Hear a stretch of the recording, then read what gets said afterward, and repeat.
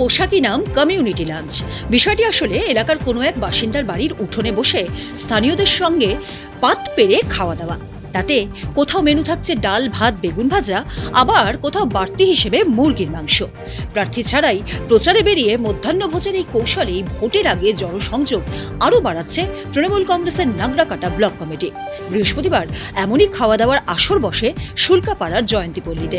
দলের ব্লক সভাপতি কাজী পান্ডে জানান, আসল লক্ষ্য হলো মানুষের সুখে দুঃখের কথা শোনা। এদিন তৃণমূলের প্রচার শুরু হয় চম্পাগুড়ি গ্রাম পঞ্চায়েত দিয়ে। সেখানে চম্পাগুড়ি বাজারে শিব মন্দিরে পুজো দিয়ে নেতাকর্মীরা চলে যান নাগরাকাটা চা বাগানে। এরপর প্রচার চলে লাগোয়া হিলা চা বাগানে। সেখান থেকে তারা চলে আসেন শুল্কাপাড়া গ্রাম পঞ্চায়েত এলাকায়।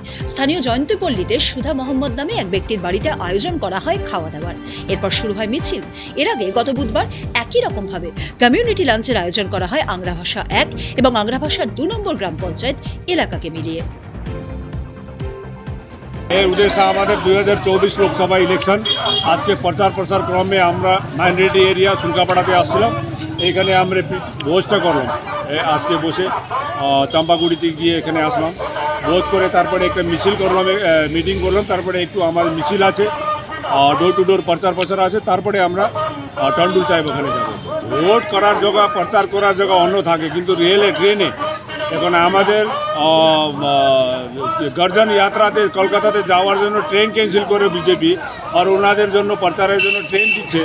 তো এটা ট্রেনে প্রচার করে লাভটা কী হবে আমি জানি না। ওইটা কেন ওইখানে কোথায় কোথায় মানুষ থাকে, ওখানে প্রচার করার কোনো মতলবই নাই। আমরা গ্রাসরুটে গ্রামে বাড়ি বাড়ি গিয়ে প্রচার করতেছি।